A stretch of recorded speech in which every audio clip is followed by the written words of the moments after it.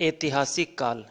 जी हाँ दोस्तों, प्राग ऐतिहासिक काल और आदि ऐतिहासिक काल के बाद अब हम पढ़ेंगे ऐतिहासिक काल। ऐतिहासिक काल वह काल जिसका इतिहास लिखित साक्ष्यों पर निर्भर करता है। पुरातात्विक व साहित्यिक विवरण उपलब्ध है तथा इसकी लिपि पढ़ने में सफलता भी मिली है। वह काल ऐतिहासिक काल कहलाता है। ऐतिहासिक काल ईसा पूर्व 6ठी शताब्दी से ऐतिहासिक काल माना जाता है। 6ठी शताब्दी ईसा पूर्व है, वहाँ से ऐतिहासिक काल माना जाता है। तो उसी के साथ हम पढ़ेंगे ऐतिहासिक काल में सबसे पहले बौद्ध धर्म। हाँ, बौद्ध धर्म। जी हाँ दोस्तों, मैं सतीश कुमार आपका फिर से स्वागत करता हूँ एक नए टॉपिक के साथ जिसका नाम है बौद्ध धर्म। और सतीश सर जॉब अलर्ट मेरे यूट्यूब चैनल को आप शेयर करिए, सब्सक्राइब करिए और हम इन्हीं के बारे में हम और पढ़ेंगे। तो सबसे पहले मैं आपको 2 क्वेश्चन देता हूं और उन 2 क्वेश्चनों के कमेंट बॉक्स में आपको आंसर देने हैं पढ़ते के साथ में ही, और मैं लास्ट में उनके आपको आंसर बताऊंगा। तो 2 क्वेश्चन में इस बौद्ध धर्म से रिलेटेड 2 क्वेश्चन पूछ रहा हूं जिसको आपको आंसर बताने हैं। तो पहला क्वेश्चन ये है कि जो महात्मा बुद्ध है जब इसकी मृत्यु होती है तो वो किस शहर में होती है? महात्मा बुद्ध की मृत्यु किस शहर में हुई, कहाँ हुई? दूसरा क्वेश्चन, महात्मा बुद्ध है, इसकी चौथी बौद्ध संगीति या बौद्ध धर्म से संबंधित चौथी बौद्ध संगीति है वो किस स्थान पर हुई? महात्मा बुद्ध की मृत्यु कहाँ हुई? दूसरा क्वेश्चन है चौथी बौद्ध संगीति कहाँ हुई? दोनों के आंसर है कमेंट बॉक्स में दीजिए जिसको पता है, बाकी मैं लास्ट में आपको ये क्वेश्चनों के और जवाब दूंगा। तो अब पढ़ते हैं बौद्ध धर्म। बौद्ध धर्म का संस्थापक महात्मा बुद्ध को माना जाता है। महात्मा बुद्ध का जन्म 563 ईसा पूर्व कपिलवस्तु तराई क्षेत्र नेपाल में हुआ। इसको नोट कर लेना, ये बहुत पेपरों में पूछा जाता है। कपिलवस्तु तराई क्षेत्र नेपाल में 563 ईसा पूर्व।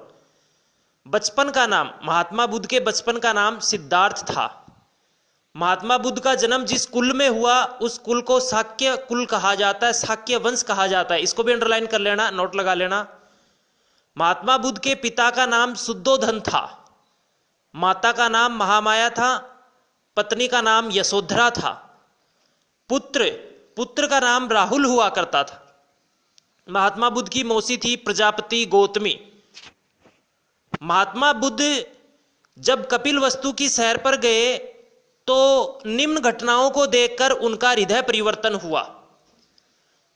सबसे पहले उन्होंने वृद्ध व्यक्ति को देखा, दूसरे क्रम में बीमार व्यक्ति को देखा, तीसरे क्रम में मर्त व्यक्ति की अंतिम शव यात्रा और चौथे क्रम में प्रसन्न मुद्रा में सन्यासी।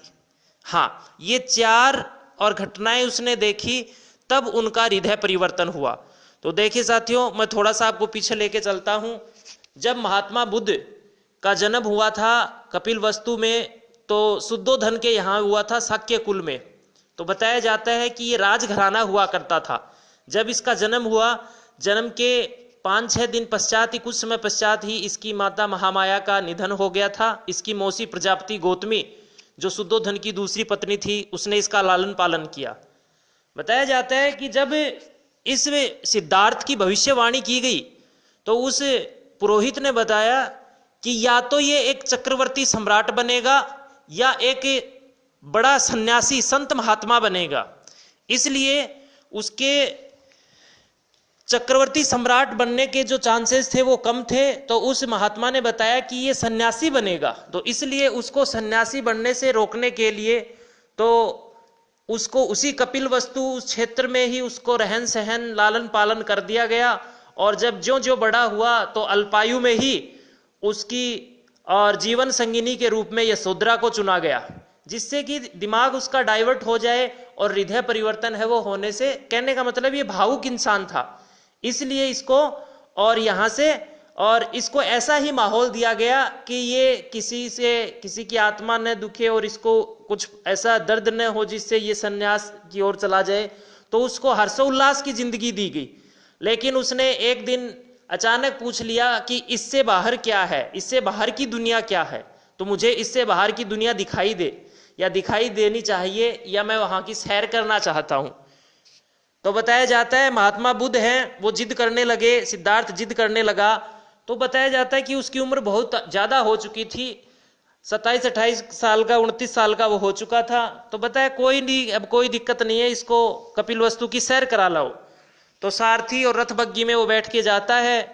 तो वो जो ही वो उससे वहां से निकलता है, उस राजमहल से, राजघराने से निकलता है, तो सबसे पहले कपिलवस्तु में प्रवेश करता है तो एक वृद्ध व्यक्ति दिखाई देता है, और वृद्ध व्यक्ति दिखाई देता है, और जो ही वो वृद्ध व्यक्ति दिखता है, उसने सारथी को रथ रोकने के लिए कहा कि सारथी रथ को रोकिए।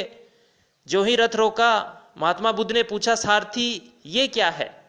तो सारथी ने बताया ये वृद्ध व्यक्ति है। सिद्धार्थ ने पूछा, राजकुमार ने पूछा कि ये वृद्ध व्यक्ति क्या होता है? तो उसने बताया कि बच्चा पैदा होता है, धीरे धीरे युवा होता है, और धीरे धीरे जब वो अपना शरीर है वो जर्जर हो जाता है तो वो वृद्ध हो जाता है, और उसका शरीर है उसका साथ छोड़ देता है, तो वो एक वृद्ध व्यक्ति कहलाता है। तो ये वृद्ध जर्जर इसका शरीर हो चुका है। तो सिद्धार्थ ने कहा कि ये तो बहुत पीड़ा वाला है। हाँ भाई, पीड़ा वाला तो है, सारथी ने कहा। तो सिद्धार्थ ने कहा सारथी आप भी वृद्ध होगे? सारथी ने सिद्धार्थ की तरफ देखा और हामी भर दी, बोलो हाँ राजकुमार मैं भी वृद्ध हूंगा।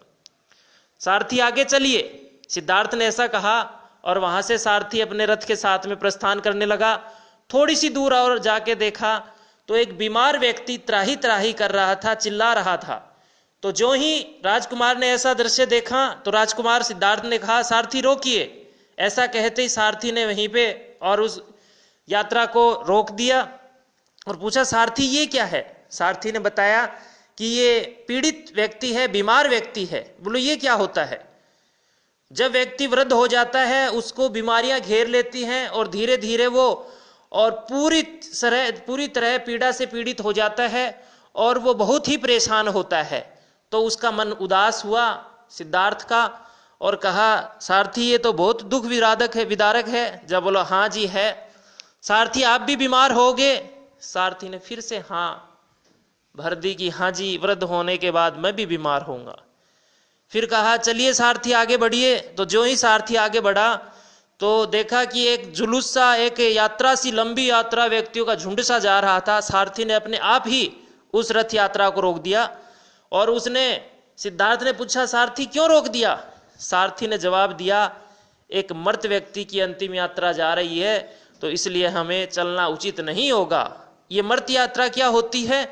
तब उसने बड़ी विनम्रता से जवाब दिया कि जो ही व्यक्ति पैदा होता है, जन्म होता है, उसके बाद में धीरे धीरे बड़ा होता है, यौवन अवस्था आती है, धीरे धीरे वृद्ध व्यक्ति होता है, वो जर्जर शरीर हो जाता है, पीड़ा से पीड़ित हो जाता है और एक दिन ये जीवन है ये उसका साथ छोड़ देता है और ये दुनिया छोड़ के वो चला जाता है। तो वो मृत व्यक्ति होता है और उसकी अंतिम यात्रा ये है। तब उसने पूछा सारथी इसके बाल बच्चे? बोलो वो बहुत पीड़ा में है इस वक्त। जब बोलो ये तो बहुत दुख वाला है, अब ये क्या करेंगे? तब उसको विचार आया कि ये जीवन तो मोह माया का प्रतीक है, इसमें कुछ भी आना जानी नहीं है। तब उस सिद्धार्थ ने पूछा सारथी आपकी भी मृत यात्रा, शव यात्रा निकलेगी? सारथी को गुस्सा आया। सारथी ने कहा सिद्धार्थ राजकुमार मेरी ही नहीं आपकी भी अंतिम यात्रा निकलेगी। तो सिद्धार्थ ने अचानक से पूछा राहुल, मेरे पुत्र राहुल का क्या होगा? वही होगा जो संसार में सभी का होता है, दुख की पीड़ा सहन करनी पड़ेगी। तब उसने कहा ये तो बहुत पीड़ादायक है। और जो ही वो उस सोच में, गहन सोच में लगा, फिर कहा सारथी आगे बढ़िए। और जो ही सारथी आगे बढ़ा तो बताया जाता है एक प्रसन्न मुद्रा में सन्यासी जा रहा था और वो जो ही सिद्धार्थ के सारथी ने आवाज लगाई अरे सन्यासी रास्ता दो, रथ यात्रा आ रही है, रथ आ रहा है, साइड में हो जाओ। तो उसने दोनों तरफ से हरे कृष्णा, जय श्री राम, राधे कृष्णा, बस यही स्वर उसके मुख से निकल रहे थे, एकदम खुश मुद्रा में था। तब उसने सारथी से पूछा सिद्धार्थ ने कि सारथी ये क्या है? तो उसने कहा ये सन्यासी है। बोलो क्या होता है ये? बोलो इनको मोह माया से, दुनिया से कोई लेना देना नहीं है, कोई बोले जय श्री राम तो जय श्री राम, कोई नहीं बोले तो भी जय श्री राम, कोई मतलब नहीं है, खाना पीना को मोह माया कोई मतलब नहीं, एकदम अपनी ध्यान में लीन है, ये भगवान का नाम लेते हैं। तब उसने कहा ये आदमी सबसे बढ़िया है और कहा कि यहीं से वापस मोड़ चलो और राजमहल ले चलो। तो बताया जाता है वहां से वो राजमहल की ओर प्रस्थान करते हैं। और ये बात जब सिद्धार्थ के पिता शुद्धोधन को पता चलती है तो वहां से बताया जाता है कि वो सिद्धार्थ कहता है कि मुझे सन्यासी बनना है, लेकिन उसको शुद्धोधन द्वारा समझाया जाता है कि ऐसा नहीं होता, ये राजमहल तेरा ही है और तू यहाँ का राजा है। तो धीरे धीरे उस बात को धीरे धीरे ठंडा किया जाता है। और एक दिन बताया जाता है 29 वर्ष की आयु में महात्मा बुद्ध है वो मोक्ष प्राप्ति के लिए घर से बाहर निकल गया। अब नोट लगा के लिखना, महात्मा बुद्ध की गृह त्याग की घटना को किस नाम से जाना जाता है? महाभिनिष्क्रमण। महात्मा बुद्ध की गृह त्याग की घटना को महाभिनिष्क्रमण के नाम से जाना जाता है। महात्मा बुद्ध हैं, जो ही घर से निकले तो ऐसे ही साधु संतों के पास में चले गए, और जो ही साधु संतों के पास में चले गए तो उनके पास में तो वही काम, साधु संतों के पास पैर दबा दो, हाथ दबा दो, चिलम भरिया अपनी और खाना बना ले, सो जा, बस यही बात थी। उनको ये नहीं था कि भाई ज्ञान प्राप्ति कहां से होगी, मोक्ष प्राप्ति। कुछ समय तक वहां पर रहा, उपवास किया उसने, लेकिन उसको कुछ समझ में नहीं आया। लेकिन बात जब उसको पता चली कि यहां से मेरे को ज्ञान की प्राप्ति, मोक्ष की प्राप्ति नहीं होगी, तो वो वहां से चल पड़ा। अब जो ही वो आगे गया तो बताया जाता है कि उसको महात्मा बुद्ध ने उरुवेला बोध गया बिहार में निरंजना नदी के तट पर तपस्या की। महात्मा बुद्ध ने उरुवेला बोध गया बिहार में निरंजना नदी के तट पर तपस्या की, और तपस्या की तो बताया जाता है कि वर्तमान में उस नदी को पुनपुन नदी के नाम से जाना जाता है। महात्मा बुद्ध को 6 वर्ष के कठोर तपस्या के बाद 35 वर्ष की आयु में वैशाख पूर्णिमा के दिन ज्ञान की प्राप्ति हुई। महात्मा बुद्ध को 6 वर्ष के कठोर तपस्या के बाद वैशाख पूर्णिमा के दिन ज्ञान की प्राप्ति हुई। एक बात ध्यान रखना, महात्मा बुद्ध की जीवन से लेके मृत्यु तक की सभी घटनाएं हैं वो वैशाख पूर्णिमा के दिन घटित हुई थी, इस चीज को याद रखना। और महात्मा बुद्ध की जन्म से लेके मृत्यु तक की सभी घटनाएं कैंटोन अभिलेख से मिलती हैं जो चीन में है। नोट लगा के देखना, नोट लगा लेना इस चीज को। महात्मा बुद्ध को ज्ञान की प्राप्ति की घटना हुई, उस घटना को संबोधि के नाम से जाना जाता है। महात्मा बुद्ध को ज्ञान प्राप्ति हुई, उस घटना को संबोधि के नाम से जाना जाता है। बताया जाता है कि महात्मा बुद्ध जो ही वहां पे तपस्या कर रहे थे तो एक आकाशवाणी हुई, और उस आकाशवाणी से ही उनको ज्ञान प्राप्ति हो गई। मैं तो भाई बहुत सी आपको बातें बताता रहता हूं, आपको ज्ञान प्राप्ति क्यों नहीं होती? थोड़ा सा फोकस करो इन चीजों पे। तो आकाशवाणी क्या हुई थी? वीणे के तार को इतना टाइट मत करो कि वो टूट जाए, और वीणे के तार को इतना ढीला भी मत छोड़ो कि वो बजे ही नहीं। कहने का मेरा तात्पर्य है मित्रों, मध्यम मार्ग अपनाओ। अपने जीवन में इतना कठोर भी मत हो कि आप झुको ही नहीं, और इतना भी मत झुको कि आपकी वैल्यू भी कोई नहीं करे, आपकी रिस्पेक्ट भी कोई नहीं करे, आपकी इज्जत भी कोई नहीं करे। तो मध्यम मार्ग अपनाइए। तो उसी बात से उसको ज्ञान प्राप्ति हो गई, और ज्ञान प्राप्ति होते ही वो वहां से उठ खड़ा हुआ और चल पड़ा। महात्मा बुद्ध ने अपना प्रथम उपदेश ज्ञान प्राप्ति के बाद सारनाथ उत्तर प्रदेश में 5 ब्राह्मणों को दिया। नोट कर लेना इस बात को। महात्मा बुद्ध ने अपना प्रथम उपदेश सारनाथ उत्तर प्रदेश में 5 ब्राह्मणों को दिया। सारनाथ में महात्मा बुद्ध द्वारा दिए गए उपदेश को धर्म चक्र परिवर्तन कहा जाता है। सारनाथ में महात्मा बुद्ध द्वारा दिए गए उपदेश को धर्म चक्र परिवर्तन कहा जाता है। इस बात को भी नोट कर लेना। महात्मा बुद्ध की उपदेश की भाषा पाली हुआ करती थी। महात्मा बुद्ध की उपदेश की भाषा क्या थी? पाली हुआ करती थी। महात्मा बुद्ध है, उसने सबसे ज्यादा उपदेश दिए श्रावस्ती यूपी में। श्रावस्ती है वो यूपी में आता है आज वर्तमान में। उस समय में ये एक जनपद की राजधानी हुआ करती थी। तो महात्मा बुद्ध ने सबसे ज्यादा उपदेश श्रावस्ती यूपी में दिए। बौद्ध धर्म ग्रहण करने वाली प्रथम महिला प्रजापति गौतमी थी, जो उसकी मौसी थी प्रजापति गौतमी, वो बौद्ध धर्म ग्रहण करने वाली पहली महिला हुआ करती थी। तपस्सु तपस्सु व भल्लिक बौद्ध धर्म के प्रथम अनुयायी के रूप में जाने जाते हैं। तपस्सु व भल्लिक बौद्ध धर्म के प्रथम अनुयायी के रूप में जाने जाते हैं। जी हाँ दोस्तों, मैं सतीश कुमार आपका स्वागत करता हूं इस चैनल में। आप इसको जो ही पढ़ते हैं देखते हैं तो इसको आगे भी शेयर करा कीजिए और इसको सब्सक्राइब कर लीजिए। मैं आपके लिए इसी प्रकार के टॉपिक के लिए रोज मेहनत करता हूं। मैं चाहता हूं कि आपको इस लॉकडाउन के टाइम पे भी आपको अपनी पढ़ाई है वो डिस्टर्ब नहीं करनी पड़े, इसलिए आप घर बैठे बैठे पढ़ाई कर सकते हैं। हाँ, मानता हूं इस चीज़ को कि ऑफलाइन पढ़ाई होती है, वैसी पढ़ाई नहीं हो पाती है, लेकिन अपने पास अब उपचार भी कुछ नहीं है, तो आपको कहीं भी कंफ्यूज होने का मौका नहीं मिलेगा। आप कंटिन्यू मेरे से जुड़े रहिए और मैं धीरे धीरे करके सारे टॉपिक्स आपके कंप्लीट करवा दूंगा और आपको ऐसा भी नहीं लगेगा कि हम दूर हैं। जब भी ये व्यवस्थाएं बहाल हो जाएंगी, अपनी क्लासेस स्टार्ट हो जाएंगी दोबारा से, हम फिर से उस प्लेटफॉर्म पे मिलेंगे जहाँ पे हमें चाहिए कि सिलेक्शन अब दूर नहीं होगा, तो वहीं अपन वापस से मिलेंगे। तो वो ज़्यादा दूर भी नहीं है, ऐसी कोई बात नहीं है। तो आप मेरे से जुड़े रहिए कंटिन्यू, और ये जो जितने भी क्वेश्चन बताता हूँ या पूछता हूँ उनके जवाब दीजिए, इंटरेस्ट लीजिए उनमें। ये नहीं कि देख के छोड़ दिया, तो ये गलत चीज़ है आपकी, ठीक है। और फोटो वगैरह पर ध्यान मत दीजिए कि फोटो कैसी आ रही है, बढ़िया आ रही है कि नहीं आ रही है। अरे वो सब कुछ ऐसे ही है, चलता रहता है, कोई दिक्कत नहीं है, ठीक है ना।